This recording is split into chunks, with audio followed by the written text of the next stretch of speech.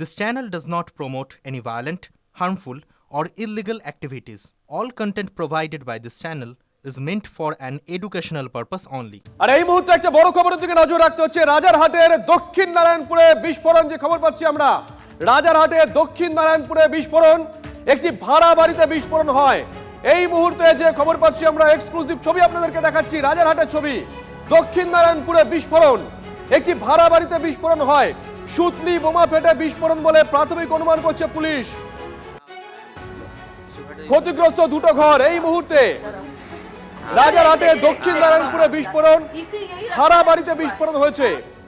সুতলি বোমা ফেটে বিস্ফোরণ বলে প্রাথমিক অনুমান করছে পুলিশ। ক্ষতিগ্রস্ত হয়েছে দুটি ঘর। কার বাড়ি এটা, কি চলতো সেখানে? রঞ্জিত একেবারে স্পট থেকে রয়েছে। রঞ্জিত,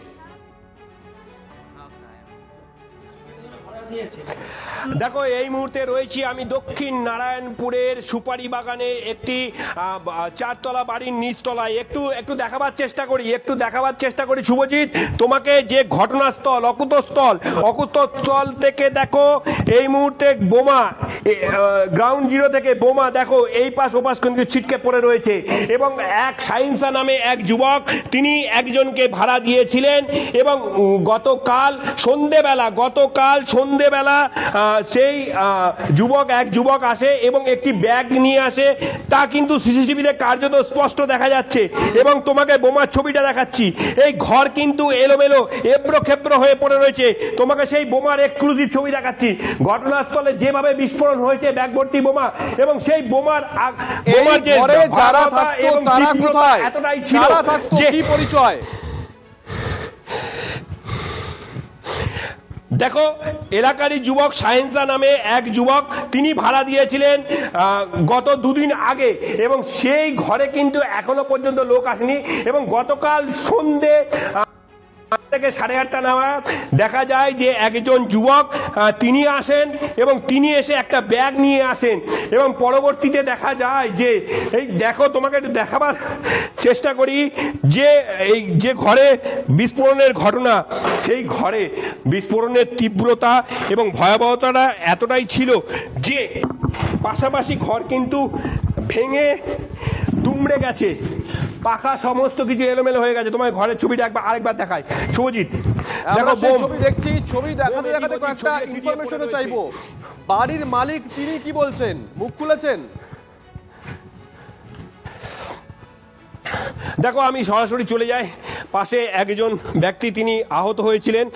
এবং কখন বোমটা ফেটেছিল? কালকে 8টার সময়। হ্যাঁ। কারা এই ঘরটা ভাড়া নিয়েছিল?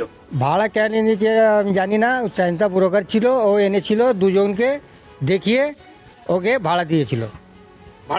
হ্যাঁ। এখানে ঘরে লোক থাকতো না? না, থাকতো না। কালকে তো সন্ধ্যাবেলা একটা ব্যাগ নিয়ে এসেছিল। হ্যাঁ, সন্ধ্যাবেলায় দুটো বাচ্চা ব্যাগ নিয়ে ঢুকেছিল।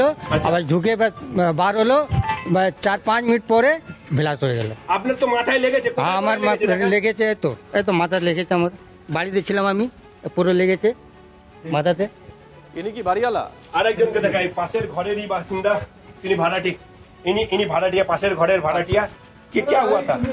क्या हुआ था वो तो आप लोग तो देखे ही है, क्या हुआ था कल।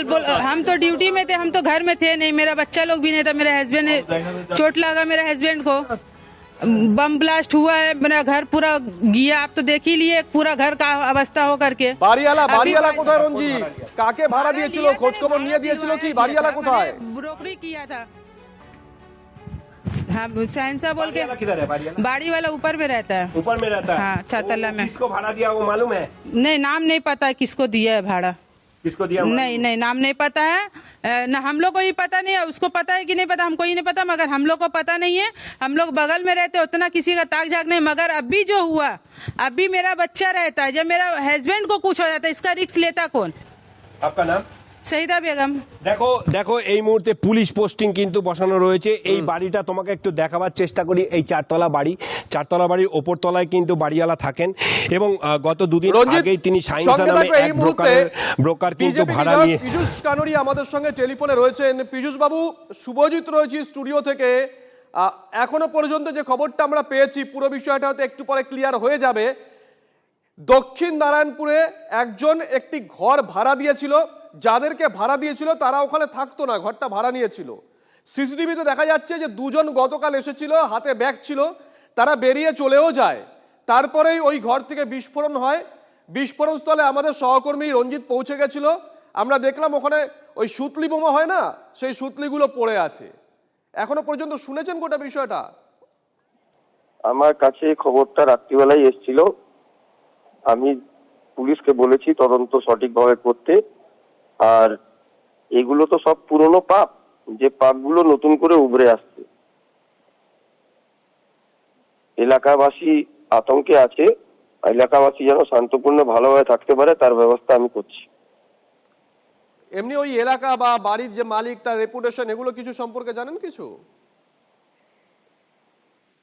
সব তো আগের বিধায়কের কর্মকাণ্ড।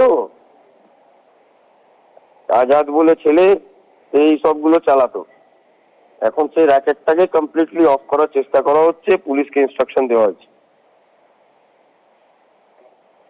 ধন্যবাদ।